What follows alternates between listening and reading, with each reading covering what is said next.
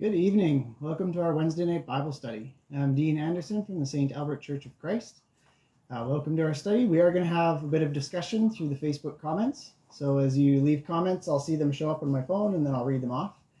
So I'm going to wait for people to find us in the live video. So while the time goes by, I'm going to read a few jokes, which is our tradition. I've already got a couple of people that showed up. So my doctor, I'll start over. I told my doctor I heard buzzing, but he said it's just a bug going around. I wonder if that's a very fitting joke nowadays. How can you tell it's a dogwood tree? By its bark. Oh, there's Kristen. Hello. Why do nurses like red crayons? Sometimes they have to draw blood. It's kind of morbid. I've got a few. There's the Clarks, I think. I feel like removing my spine. It's the only thing holding me back. Oh, there's Gail. Hello, Gail. I think I'll probably just do, probably just one or two more. I think a lot of people have showed up. What did the coffee report to the police? A mugging. There's the Clarks. Okay, this will be the last one. I think I'm going to get started. Which U.S. state has the most streets? Rhode Island. All right, we'll leave that at that. So, as I said, welcome everyone. We are going to have some discussion. And I wanted to remind everybody, if you haven't realized, that now that Halloween's over, Christmas is coming. I don't know, if you know me well, you probably know that's not my most favorite time of year, but I'm living to, appreciate it more and more. So, this is the time where we wrap presents. There's Debbie. Hello, Debbie. And so I don't wrap presents much, but I do it periodically. And when I do, I find this very satisfying. So I'm going to demonstrate. I practiced this a little bit before the lesson, and I'm trying to get it so I can have it on the camera here. But see how satisfying this is. I don't know, this is kind of horribly ugly wrapping paper, but this is what I found. And I don't mind cutting it up. So this is very satisfying, I find. You start cutting, and then, so you start cutting, and you just push the scissors all the way through. Oh, did make it. Push all the way through. I'm sort of doing it, sort of not. So, have you guys done that? It's even more satisfying when it's a whole roll. This is all I could find. I don't think we have very much wrapping paper in the house. You start wrapping and you start cutting and it just goes all the way through. I'm ripping it, but like I say, I haven't practiced that much. But you get the idea. If you're cutting the paper, it just feels really good. It's nice when you make it all the way through and you keep going and you keep going and it makes it all the way, almost to the end. You have better tension on both sides, it works better. But there's certain things that we find that are very satisfying. So that's going to be my first question. So again, please respond in the comments and I'll read them as I come up.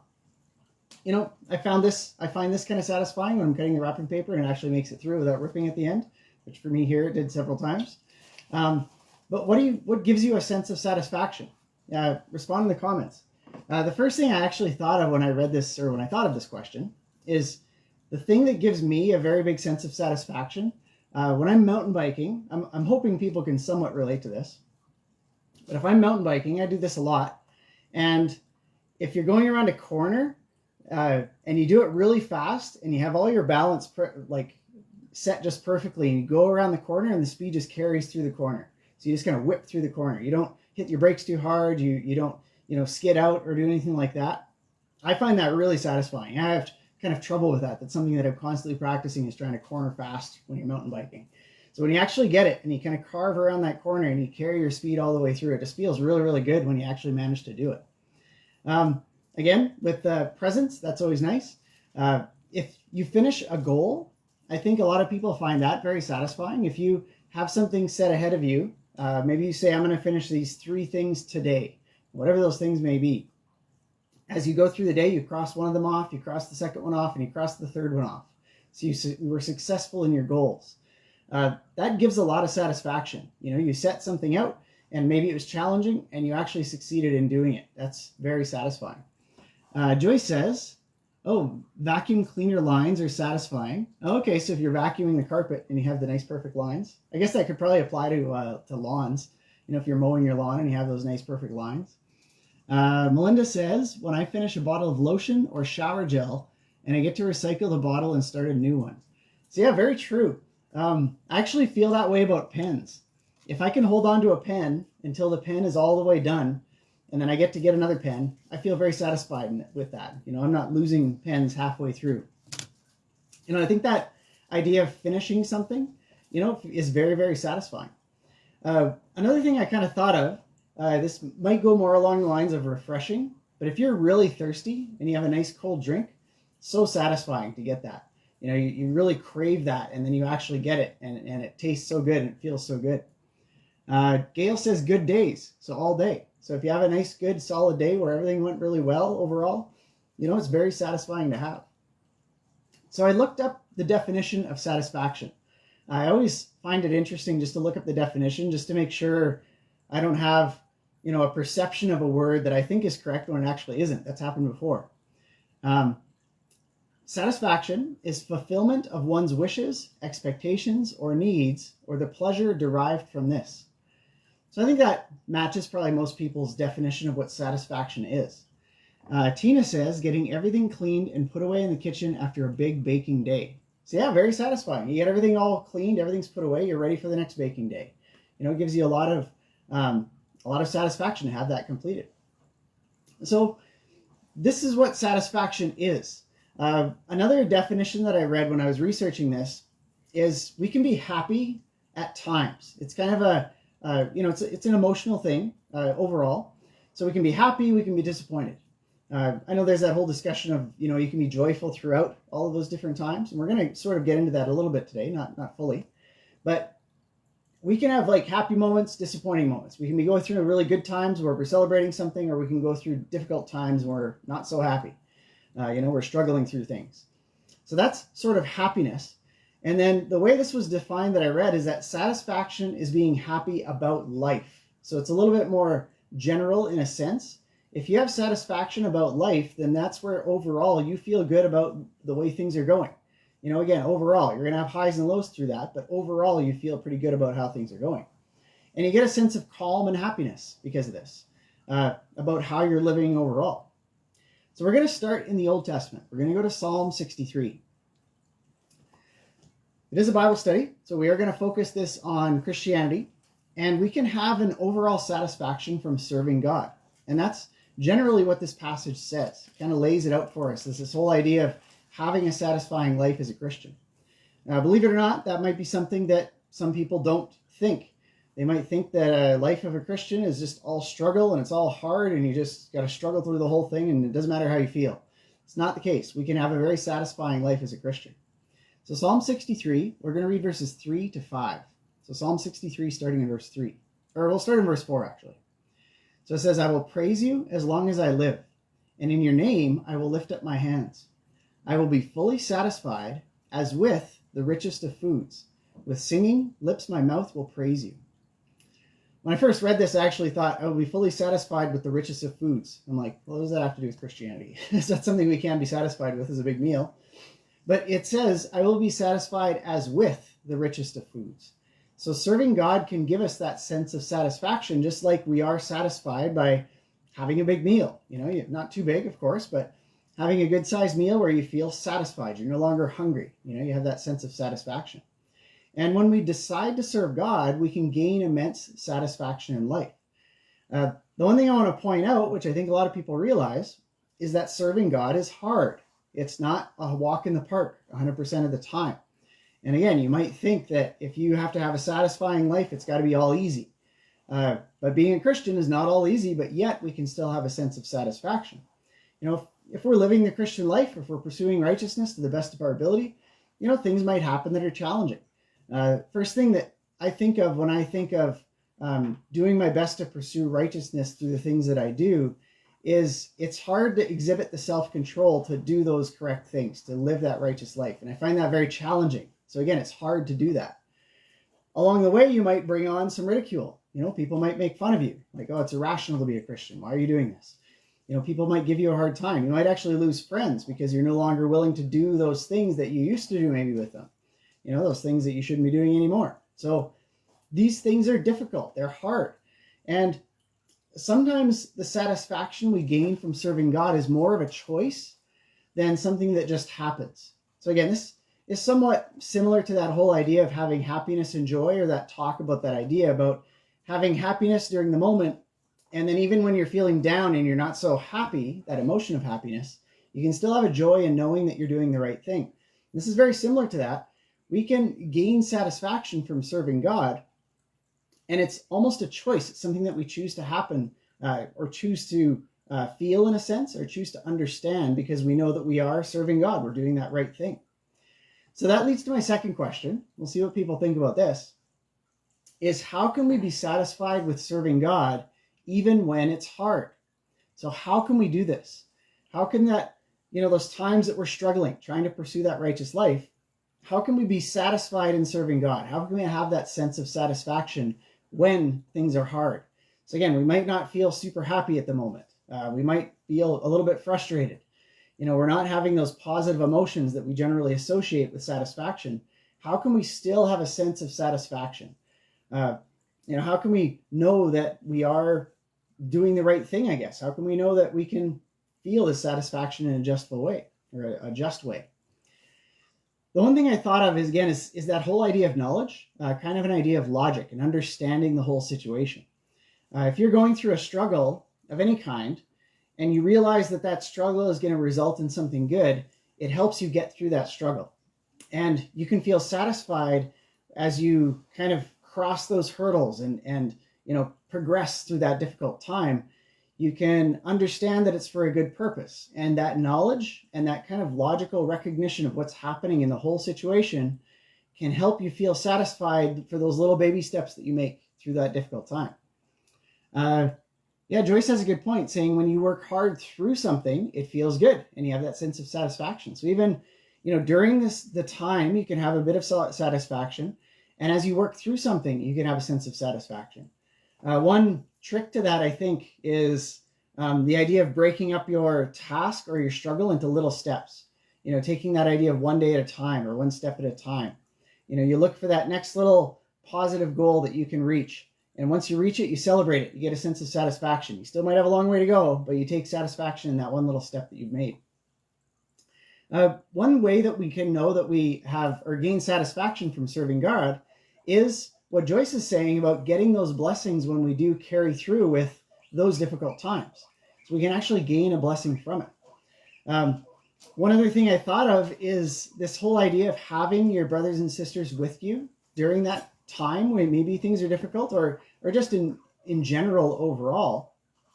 When you have those good relationships with your fellow Christians and you can experience these times with them, that can help with your sense of satisfaction as a whole. So let's go to 1 Thessalonians 5.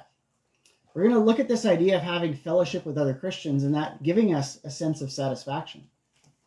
So 1 Thessalonians 5, we're going to read verses 12 to 18. So very good passage, has a lot in it. So we're going to try to pull out what we want to see from this. So 1 Thessalonians 5, starting in verse 12. It says, "Now we ask you, brothers and sisters, to acknowledge those who work hard among you, who care for you in the Lord and admonish you. Hold them in the highest regard and love because of their work. Live in peace with each other. And we urge you, brothers and sisters, warn those who are idle and disruptive. Encourage the disheartened, help the weak, be patient with everyone. Make sure that nobody pays back wrong for wrong, but always strive to do what is good for each other and for everyone else.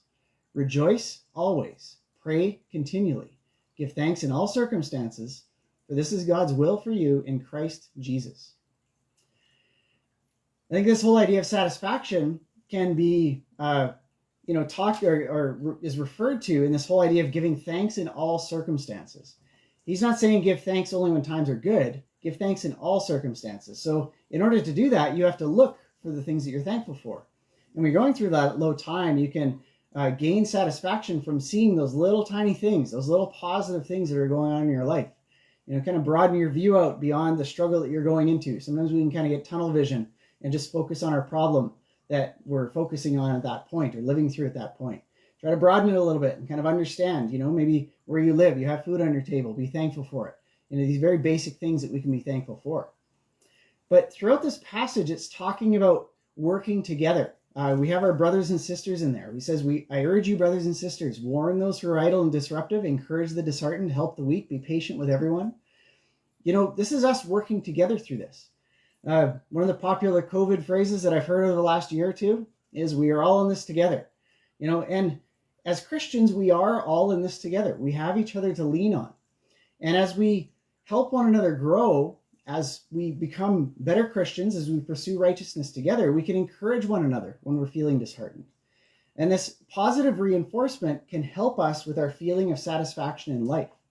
When you're all by yourself, you can get stuck in your own thoughts, and you can kind of go down your own pathways, and you kind of get lost with essentially what maybe reality is in the situation. You might not notice those things that you can be thankful for. When we're experiencing those things with other Christians, and we have those relationships built up, when we're going through those times, either good or bad, we can help recognize those things among each other. We can encourage one another. We can help the disheartened. These are things that we can help each other do to recognize what we can be thankful for, so that we can gain that sense of satisfaction from serving God, from doing these things he wants us to do. I really like in this passage where he throws in there, we have all these kind of things that we might see as positive. Help the weak, be patient with everyone. Don't pay back wrong for wrong, but do what's good for everyone and everyone else. And then he's also got in there, warn those who are idle and disruptive. That doesn't sound like very much fun, to see somebody who's erring in some way or doing something they shouldn't be doing, to go tell them about it, to go confront them. That's hard. That's one of those things that might be hard as a Christian to do. And that's something that we can still feel satisfaction in doing. And the reason we can do that is because we know that we are doing the right thing. God wants us to do this. And as we struggle through this with that person, it's not saying warn them and just walk away. We're supposed to go through this with them to help them through their struggles. And as they gain and they come out of that hole that they're in, we can celebrate with them and we can feel satisfaction from that. They can be satisfied because they came out of that place. We can be satisfied because we were helping them out and we were there with them during this whole process. So as we have these relationships with our fellow Christians, we can have a better overall sense of satisfaction as we serve God, even when it's hard. If you go to James 1, this is something I'm definitely a firm believer in, is this whole idea of doing hard things is not bad. Doing something that's very difficult and challenging is not a bad thing. That's something that, again, in our society, we're very, essentially wealthy in our Western society. We have a lot of these creature comforts around us. And it's really pushed in all of the media that's around us. Make sure you relax, take these times off, just do something that's nice and easy all the time. But doing hard things is a good thing. So James 1, we're going to read verses 2 to 4. So James chapter 1, starting in verse 2. It says, consider it pure joy, my brothers and sisters, whenever you face trials of many kinds, because you know that the testing of your faith produces perseverance. Let perseverance finish its work, so that you may be mature and complete, not lacking anything. So as we're challenged, we grow. And that's something that we can actually be very satisfied in. And I think that's, again, what Joyce was referring to in her comment of when you work through something and you succeed in that, when you're done, it feels really good. And that's what this passage is talking about. It's that idea of having pure joy from working through these tough times. Their testing of our faith is going to produce perseverance. And as we go through that tough time, that perseverance is finishing its work as we go through that difficult time. We have to be patient in those situations. We can grow, and we will. We'll be more mature and complete. I'm sure a lot of the people watching now can relate back to the time that they learned something very valuable, and it was probably during a very difficult time, a big struggle in their life. But as they got through it, and then they were done, they know that they are better because of it. It was hard, and they probably don't wish it on anybody, but when they got through it, they did learn and they did grow because of that situation. Joyce says, this reminds me about your definitions of fun. So she's got fun in quotes. Some things are challenging, but when you succeed, it's fun. So I think she's referring to the type 1, type 2, and type 3 fun. So type 1 fun is fun when you're doing it. Type 2 fun is not fun when you're doing it, but when you finish, it is fun. So you look back on it and you say, oh, that was a great time. So those are times like, very strenuous hikes up a mountain, Or for me, it's bike riding. So if I go through a really tough bike ride and I'm struggling, maybe I run out of food and I push through, it's not fun. But then when I look back on it, I think, wow, that's really fun. I'm really glad I did that. And then the type 3 is not fun when you're doing it. And when you look back, you think, wow, I never should have done that ever. And I never will do it again. So that's type 3 fun. But you still relate back on it in a fond way. It's hard to explain unless you're into that sort of thing.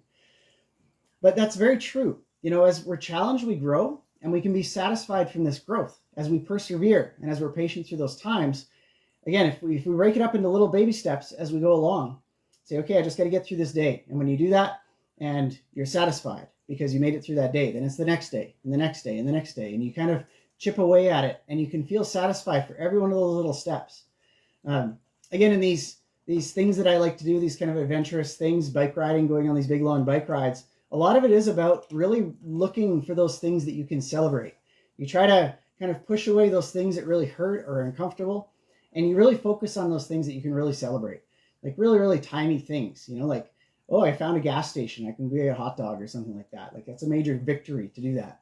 Maybe something breaks on your bike or is loose, and you notice it and you catch it before it totally breaks off and you're able to save it. You can feel really, really good about that. These little tiny things can make you feel really good. If you go to Proverbs 21, I like this passage too. It's very simple, but it is very clear and very true. So Proverbs 21. We can have a sense of satisfaction when we are blessed. So this is, again, going along that whole idea of succeeding in your goals and succeeding in that life when you're pursuing righteousness. As you kind of reach those little milestones, maybe you have a bad habit. I don't know, I'll use swearing as an example. Maybe you have a habit of swearing, and then you realize how to fix it, and you work at it, and it's a struggle, and you're constantly trying not to do it. And then after a while, you start to see it's not a natural thing anymore, and you kind of stop doing that action. You can feel really good about that, and that's a really good sense of satisfaction. And again, that's one example, but it can apply to so many different things that we do that might be a bad habit. And as we struggle through them, we can gain a sense of satisfaction, and we are blessed because we have done that. So Proverbs 21, we're going to read verse 21. So Proverbs 21:21 says, whoever pursues righteousness and love finds life, prosperity, and honor. Life, prosperity, and honor. That's that idea of satisfaction in life. When you have these things, we can feel very satisfied. And we can gain blessings from pursuing righteousness. Again, when we finish a task, especially a challenging task, we can really feel that sense of satisfaction. If we cut that paper all the way down and it doesn't tear as it happens, you're satisfied. You finished and you gained the blessing of not tearing the paper. These things that we do as people or their struggles, when we succeed in them, we can be very, very satisfied. And it's okay to feel satisfied at those things. I think sometimes we feel guilty about feeling good, and that's something that we shouldn't be doing. We should be able to celebrate those wins that we do have. And as we grow as Christians, as we let perseverance finish its work and we become more mature, we can celebrate those steps as they come along, those wins that we have. And we're going to be better at recognizing those things when we do have those relationships with other Christians around us. They're going to see, hey, I've noticed you don't have this bad habit anymore. Great job. Or I noticed you're being a lot more cheerful now. Great job. These things that we can recognize as we grow with each other, we can have a better sense of satisfaction. It's an ongoing battle sometimes to go through these struggles. Again, there's a lot of things that you're going to struggle with kind of for the rest of your life. It's just the way things go. And either you can be miserable about it, or you can recognize those wins that you do have in getting through those things step by step and feeling satisfied with the ability to do that and the follow through in doing that. So we can have a satisfaction in pursuing a righteous life, even if it is a hard thing to do. We can foster the sense of satisfaction by building those relationships with our brothers and sisters. As we struggle and as we celebrate together, both of those things, we can recognize that the things we accomplish more easily and gain a sense of satisfaction from that. You can see the wins in other people and you can congratulate them on that. And then even if they don't notice that they did something good, they can all of a sudden notice and feel very satisfied. And we can do that for each other and help each other with that. And as we struggle and grow, we can know that it improves character. Again, this is a knowledge thing. This is a logical recognition of what's happening in the whole situation. Kind of going beyond your little tunnel vision of your struggle. And if you have that knowledge that you are doing the right thing, you are pursuing righteousness, you're doing your best, in that situation. You can gain a satisfaction from that act of doing your best in those situations. You can know that you've done all you can and feel very satisfied because of that.